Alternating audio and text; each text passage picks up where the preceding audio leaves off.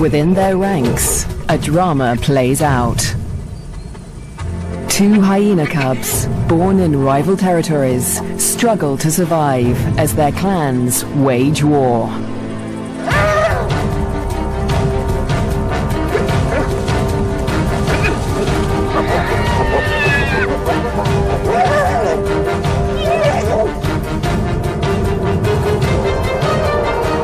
In this volatile world, will two new lives endure? The battles of the Bone Crusher Queens. The Lua Plain, flat, dry, merciless. Temperatures soar and water is scarce.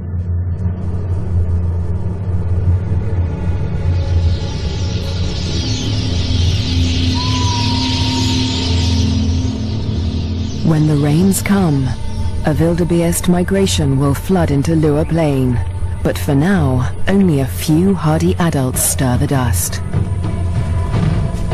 Yet in this barren landscape, one of Africa's most underestimated predators has risen to greatness: the spotted hyena.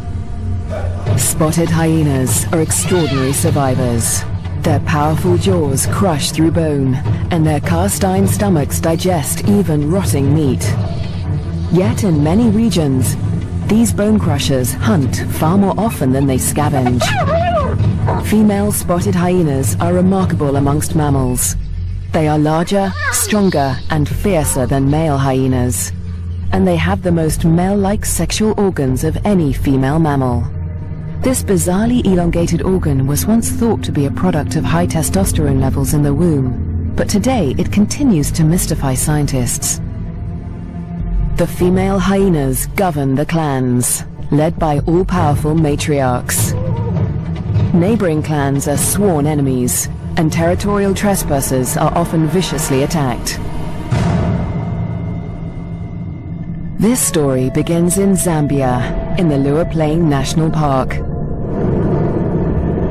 where spotted hyenas reign as the top predators. In the heart of the park is a thriving hyena clan. The clan's leader, the matriarch, lures her youngest cub from a burrow. It's a tiny female named Nasanta, and today the little cub meets her clan for the first time. For 2 weeks, the newborn lay hidden in a burrow away from this main den, but now she is old enough to join the clan. Nasanta raises her leg in the typical hyena greeting, allowing her clanmates to identify her distinctive scent. The clan will recognize her by this smell, and she in turn must learn to recognize theirs.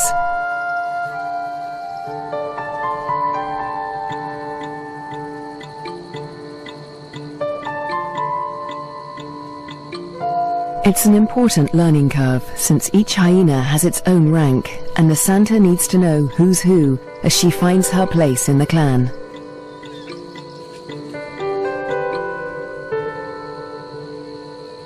Fortunately, when it comes to rank, Nasanta has a head start.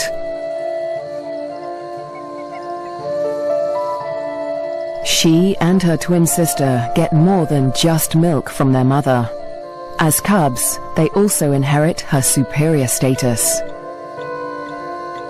As the matriarch, their mother ranks highest in the clan and enjoys the support and protection of all of the clan's dominant females. Nobody dares to confront her or her cubs. But not all hyenas live such charmed lives. 4 kilometers to the southwest is another clan, Nasanta's clan's greatest rival. This clan abounds with cubs. Most are the offspring of the high-ranking females, but one among them is different. His name is Twambo, and he is the son of a low-ranking female.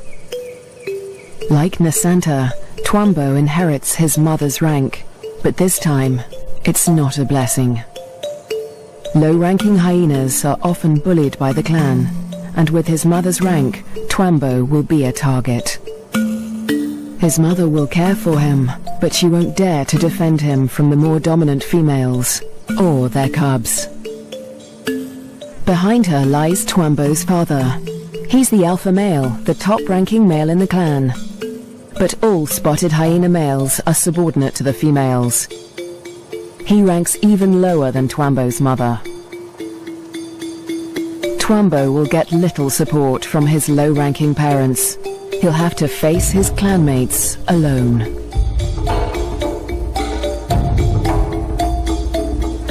But for now, it's all good fun. At only a few weeks old, the cubs are more concerned with play than rank.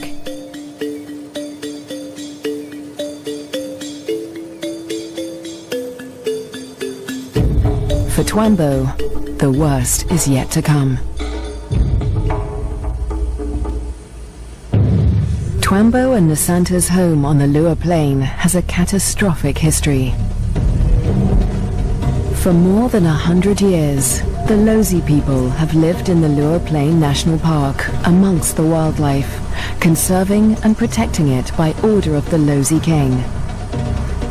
But a decade ago, around the turn of the 21st century, everything changed. A scourge of poachers invaded Lua Plain. Weapons streamed in from war-torn Angola, and a massacre was unleashed. Lions were targeted for their valuable skins, the herds for their meat.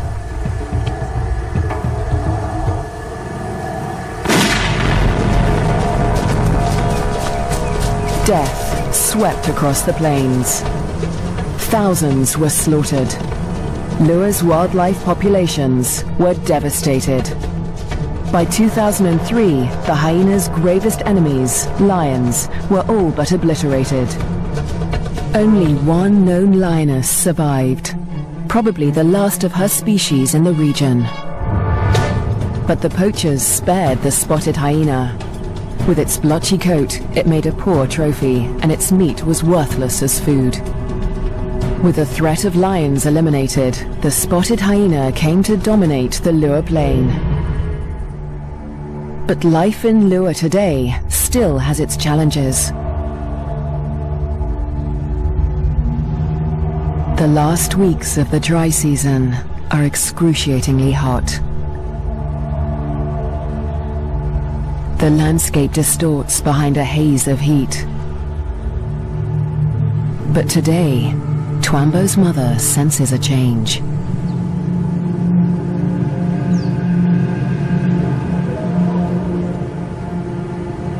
A wind has picked up, carrying with it the promise of relief.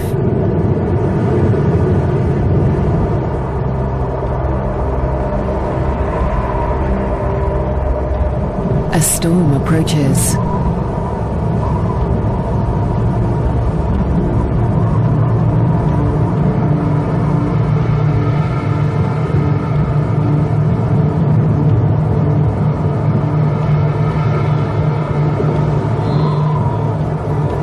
The wildebeest bulls revel in the anticipation of rain.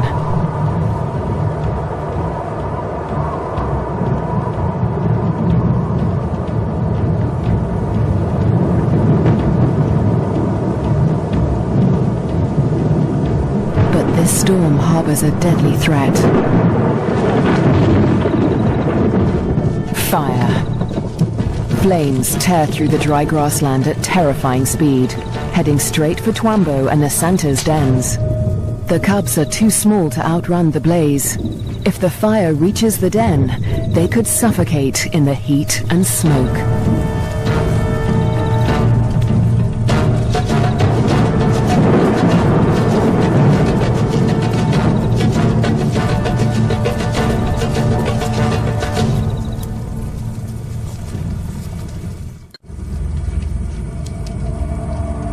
A new dawn brings the dying flames of the inferno.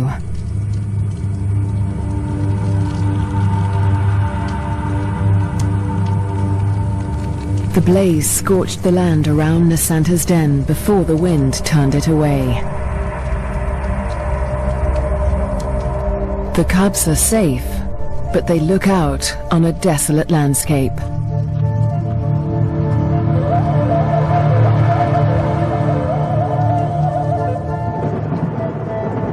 As the last embers burn to dust, the promised rain arrives at last.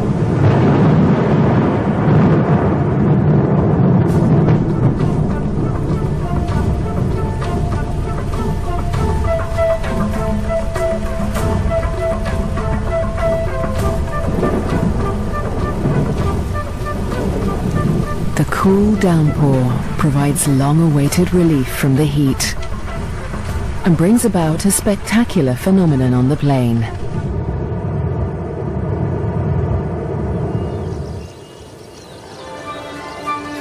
A few days after the fire, a carpet of pink lilies sprouts across the plains.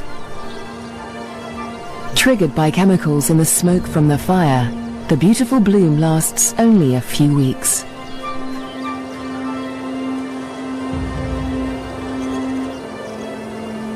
In the meantime, Nisanta's mother, the matriarch, needs to find food.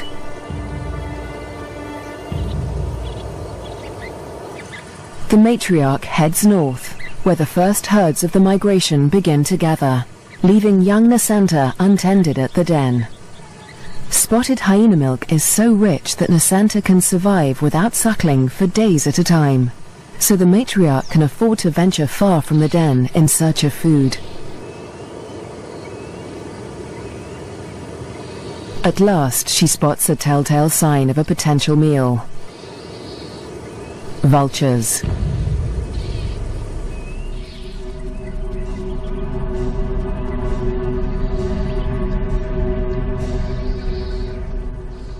Her suspicions are soon confirmed.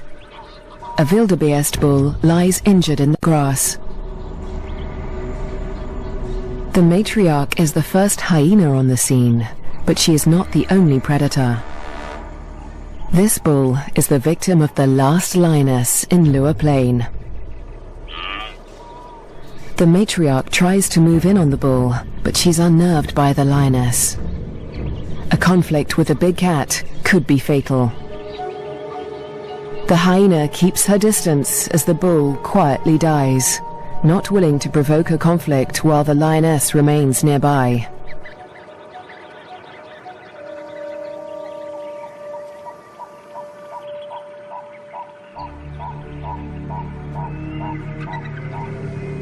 The circling silhouettes of the vultures can be seen from far and wide, guiding the matriarch's clanmates to the kill.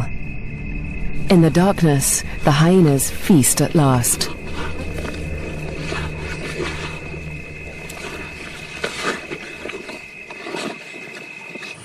At daybreak, Nisanta's mother and her clanmates return to their den.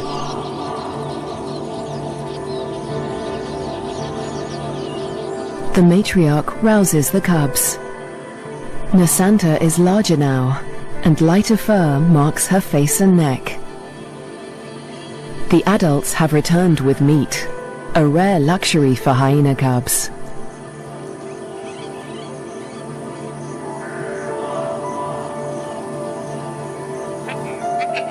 It's the highest-ranking cubs that commandeer the scrap.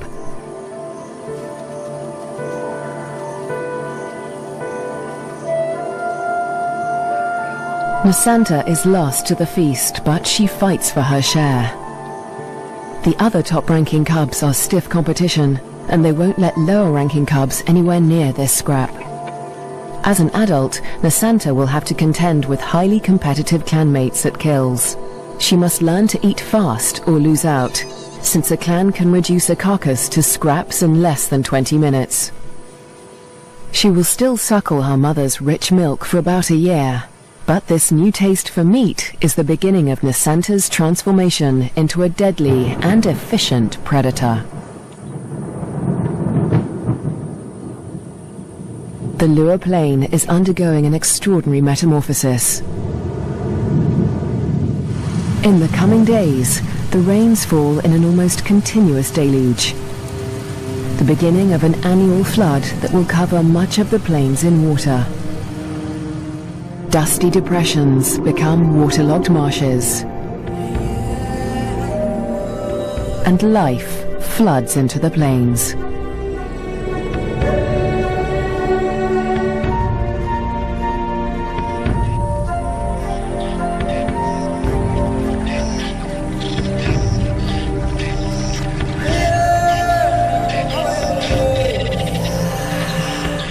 At last, the migration arrives. Just in time for the bountiful wet season, over 35,000 wildebeest descend on the plains, the culmination of the second largest wildebeest migration on Earth. Most of the cows are pregnant, and in the next few weeks, all of them will give birth.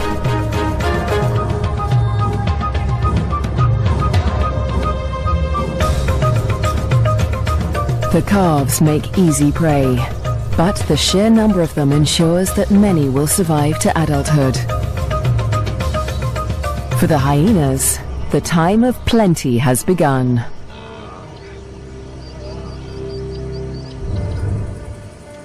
Meanwhile, at the den to the north, Nasanta is finding her place in the clan. She marks the grass around the den with a distinctive scented paste from glands beneath her tail. The adults use this pasting to mark their territory. For Nasanta, it's part of the process of establishing her rank.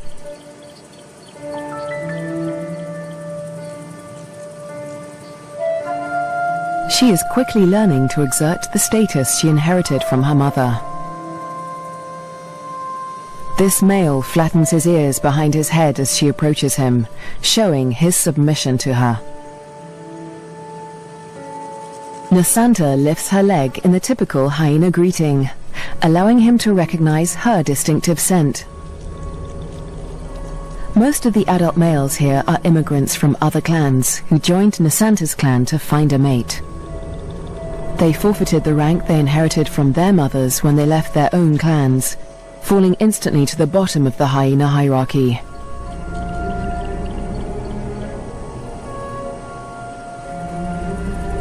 Despite Nasanta's age and tiny size, this male and all the other adult immigrant males in her clan are subordinate to her.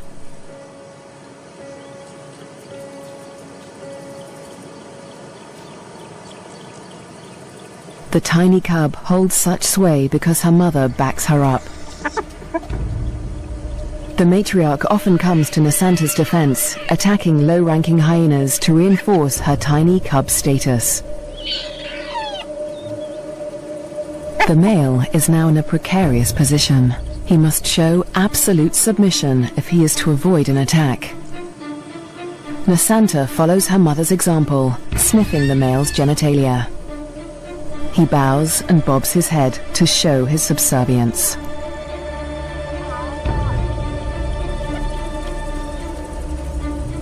But the clan females are not convinced.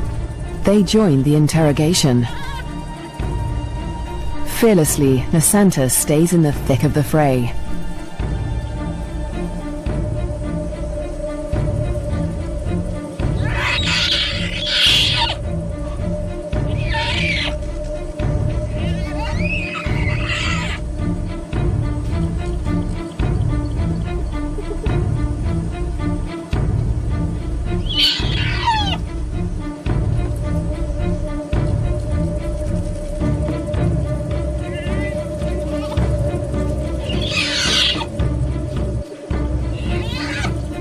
The other cubs are jumpy, but Nasanta seems fearless.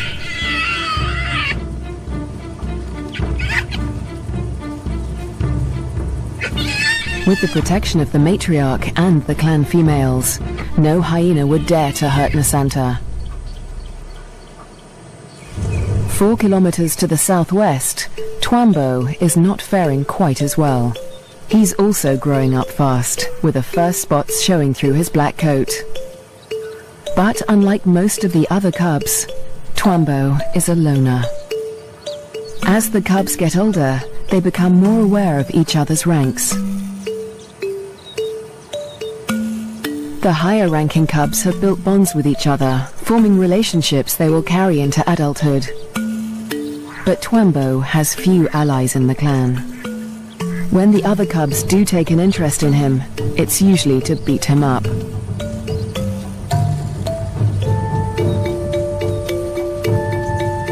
The older the cubs get, the more they pick on little Twambo. And unlike Nasanta, Twambo will get no help from his mother. He must fight his battles alone.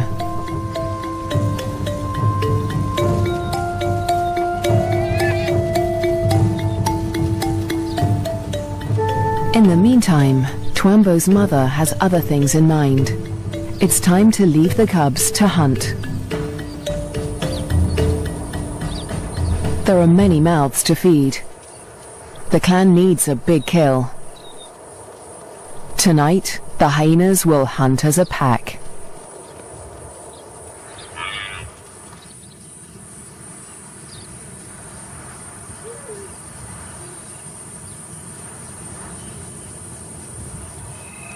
The search for prey takes Twambo's clan dangerously close to rival territory.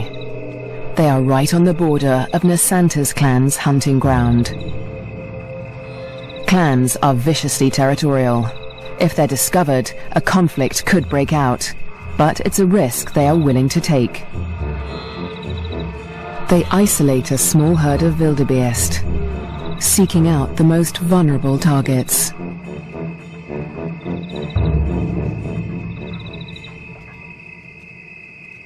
The clan charges the herd.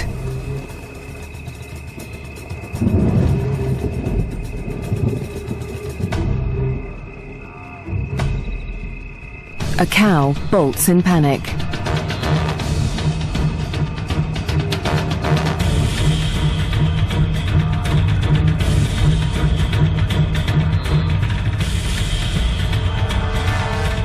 A calf is separated from the herd.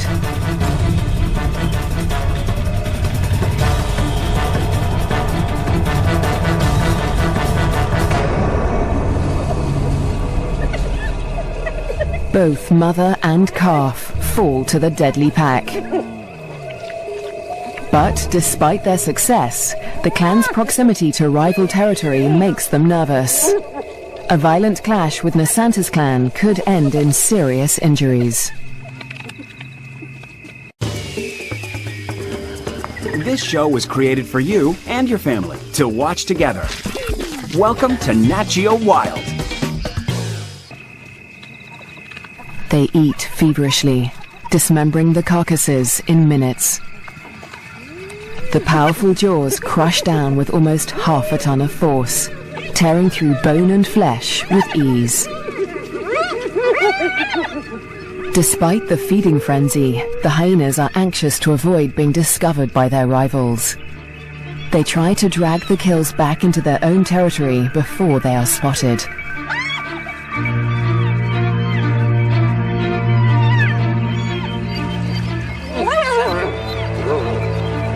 The move comes too late. A territorial patrol from Nasanta's clan has come to investigate.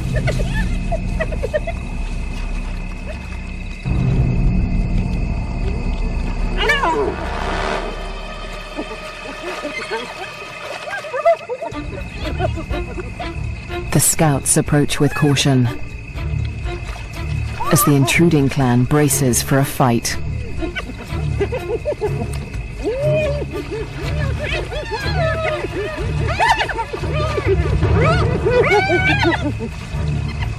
Tensions are high on both fronts.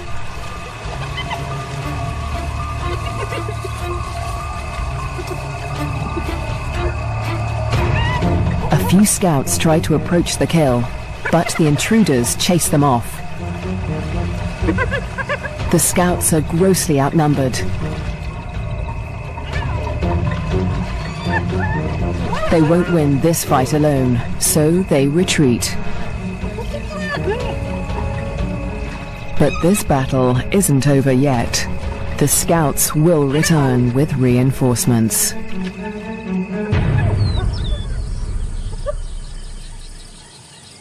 As dawn breaks, Twambo's clan continues its feast.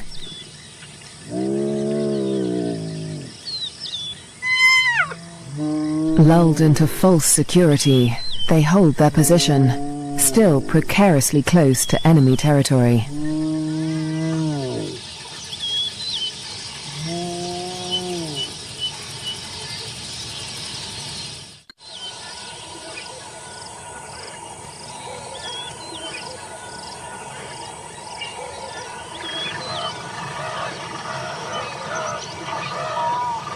By mid-morning, the dregs of the kill are left to the lowest-ranking hyenas of Twambo's clan, who saw little of the lavish feast during the night. But they have overstayed their welcome. The scouts from Nasanta's clan have returned with reinforcements.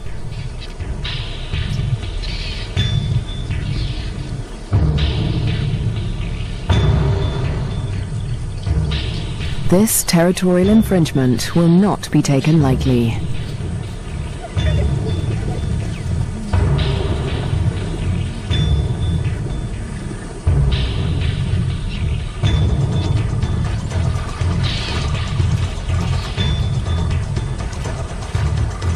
The intruders recognize the danger too late. The full force of Nasanta's clan is upon them.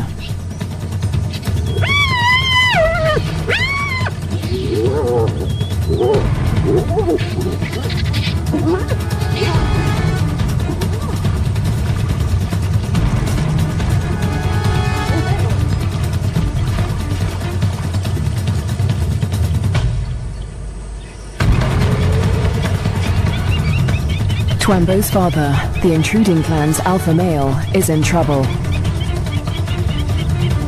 A large female from Nasanta's clan is close on his tail.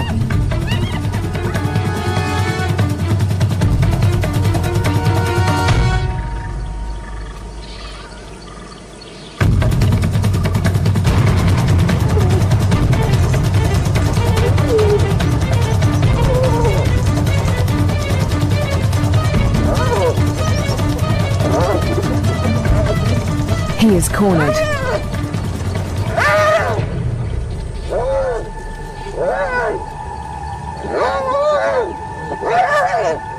The fierce females show him no mercy.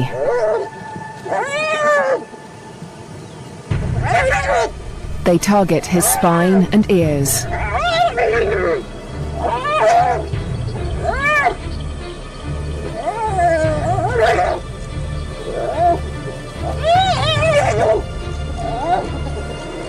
This is a fight for his life.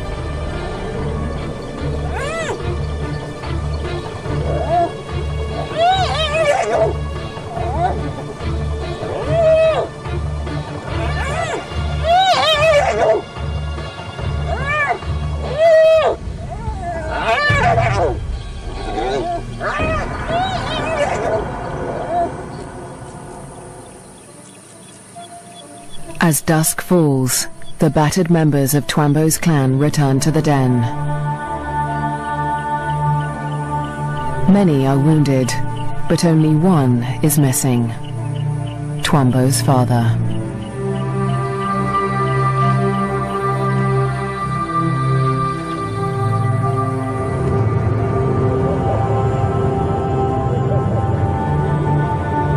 Weeks pass before he finally appears, limping and disfigured, but alive. His wounds have healed, but they will mark him for life. His ear has been ripped from his head. But the alpha male's injuries are not the worst of the fight.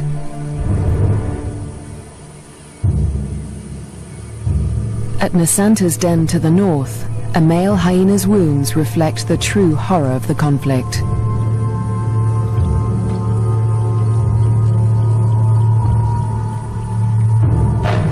His nose and lips have been ripped from his face, healing into a permanent snarl. Next to humans, hyenas are probably one of the most fatally aggressive animals on Earth. One day, Twambo will have to breach this deadly territorial rivalry, when he leaves to find a mate in a new clan.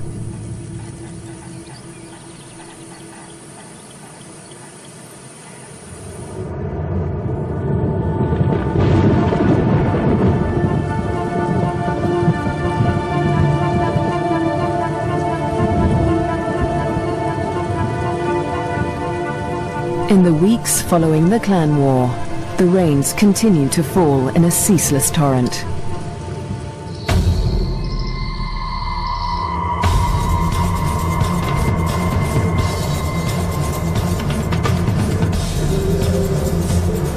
Rising waters swallow vast tracts of land.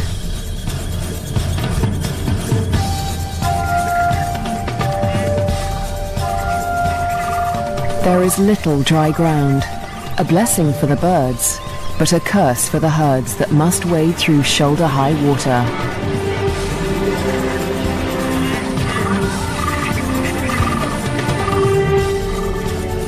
The flooding encroaches fast on Twambo's den. The adult hyenas seem to enjoy the quagmire, using it as a pantry in which to store scraps for future meals.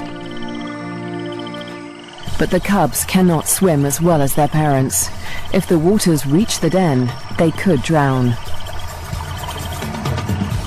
For now, the den is still dry, and Twambo and his clanmates are safe. Twambo is starting to look more like the adult hyenas. His once black coat is now a spotty mane of brown fur, and he has more than doubled in size. But his low rank remains a problem. Even the smallest cubs still actively pick on him.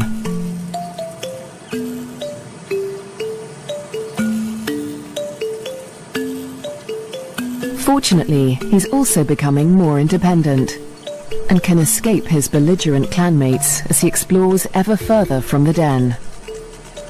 But as adulthood draws near, the toughest part of his life approaches. Soon, instinct will compel him to leave in search of a mate from another clan. If he's not killed for intruding on rival territory, he'll have to struggle for acceptance into a new clan. What little rank he has will be stripped away, and like the adult males of his own clan, he'll become submissive to the clan females. Unprovoked attacks and exclusion from kills will become commonplace. It's a hard life, but life without a clan is harder. Alone, he may struggle for food. His ability to draw nutrition from even the oldest bones may become a matter of survival. At the clan to the north, Nasanta and her sister will not suffer this fate. As high-ranking females, they will never want for food. In fact, unlike Twambo, they will often be the first to feed at kills. Much of the land around Nasanta's den is dry, and the matriarch guides the cubs through their future hunting grounds.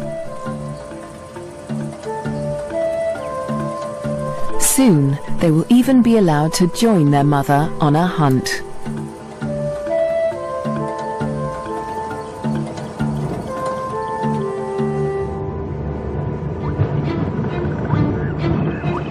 At nightfall, the rains begin anew. Catfish squirm through the flooded Lua plain as the waters rise ever higher. If the flood reaches Twambo's den, it could change everything for his clan.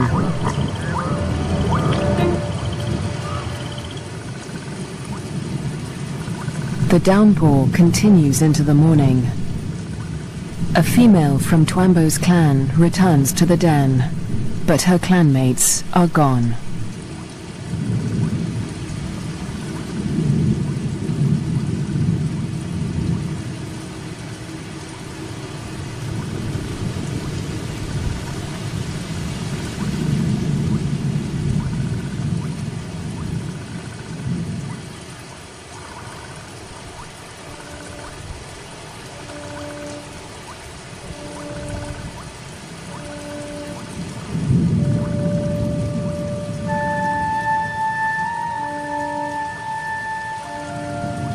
The burrows lie empty.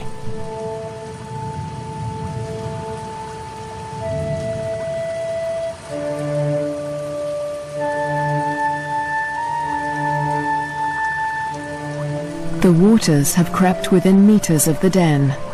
They are dangerously high. The cubs lack the size and strength to swim to safety and could easily drown in the deep waters.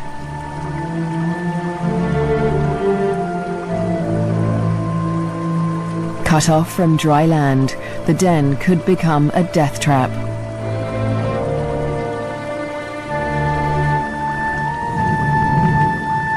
The matriarch must have led the cubs out in the night before the waters reached the den. But this female has been left behind. She will have to search for the clan on higher ground, or try to survive without them.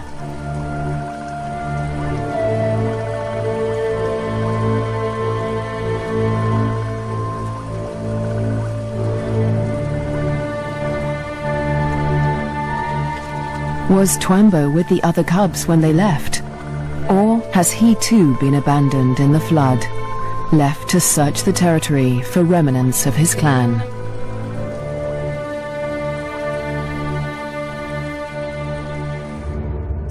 Years pass, and the fates of Twambo and his clan remain uncertain. Dry seasons come and go, and each year the plains flood anew. Nasanta continues to flourish as she grows into a high-ranking adult. But today, something unexpected happens. A stranger appears, a hyena foreign to Nasanta's clan. It's Twambo. He survived the floods and has grown to adulthood.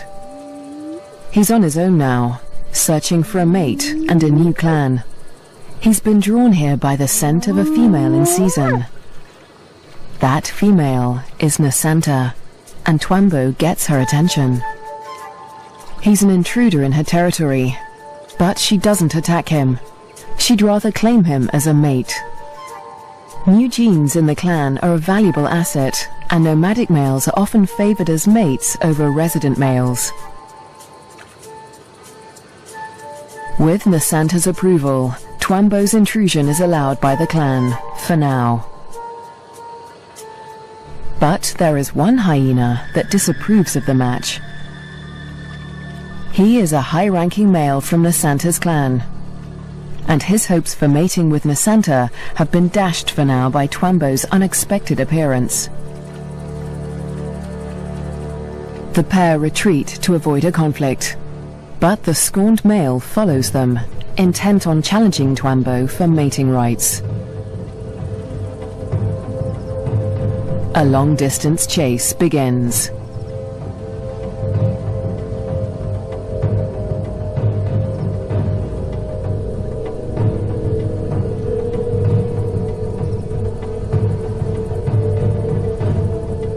In the blistering midday heat, Twambo and Nasanta try to outrun their pursuer.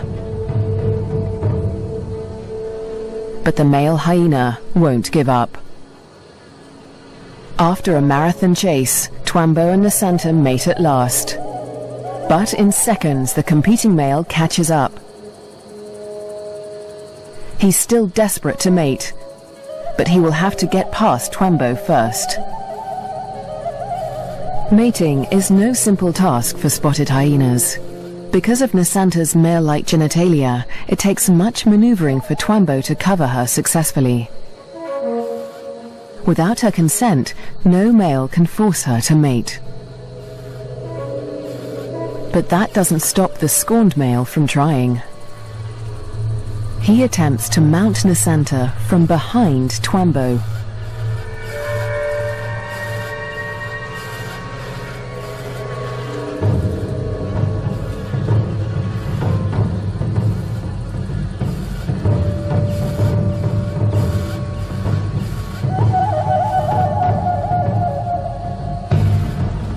At last, the male accepts defeat, leaving Twambo and Nasanta to complete their courtship in peace.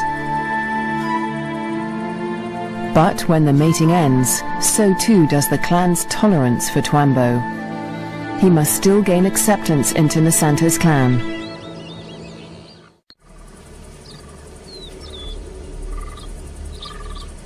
The next day, Twambo approaches Nasanta's den to attempt to gain acceptance.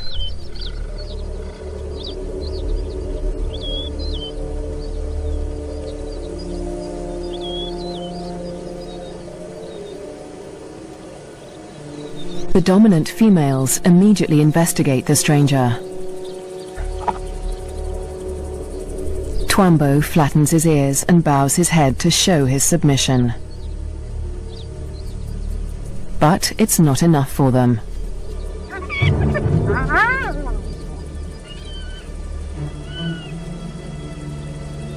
He's still a member of a rival clan, and they will attack him if he does not show complete submission.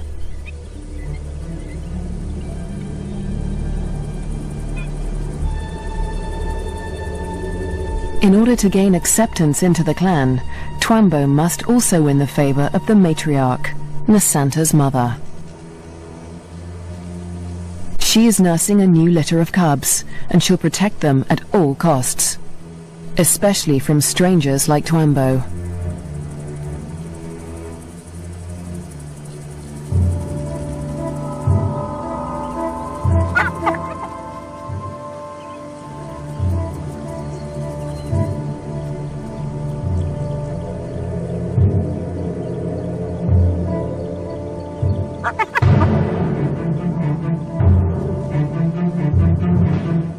Twambo keeps his head low, showing absolute deference.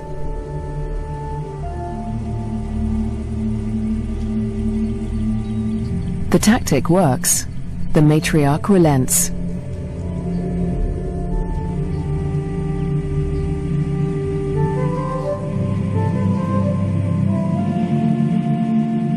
Finally, she allows him to greet her by sniffing beneath her hind leg.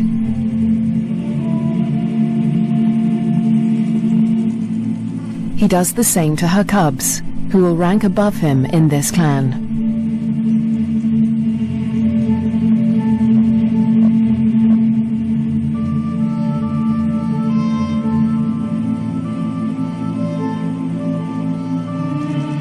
At last, he is allowed to lie down only meters from the matriarch. It seems that Twambo has been accepted into Nasanta's clan. Now, it is Nasanta that must face her toughest challenge yet. Over the next 4 months, her pregnancy comes to term. At last, the moment arrives.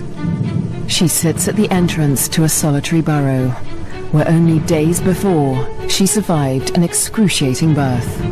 Because of her unusual male-like genitalia, a female spotted hyena's first birth is always extraordinarily painful. Stillbirths are common, but Nasanta's one tiny female cub survived.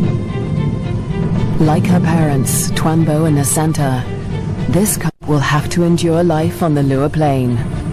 She'll be spared from a life of bullying like Twambo's because she'll inherit Nasanta's high rank. But she'll still have to survive desperate drought, torrential flooding, natural disasters, and vicious rivalries with other clans.